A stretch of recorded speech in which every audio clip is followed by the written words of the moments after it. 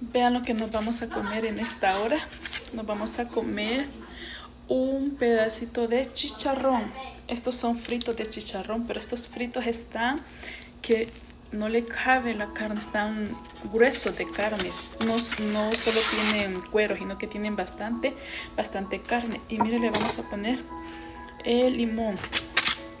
Le vamos a poner limón, mire. Aquí, wow, qué delicia esta, qué delicia. Y nos vamos a comer con un pedacito de tortilla. Mire, las bendiciones que el Señor nos regala cada día.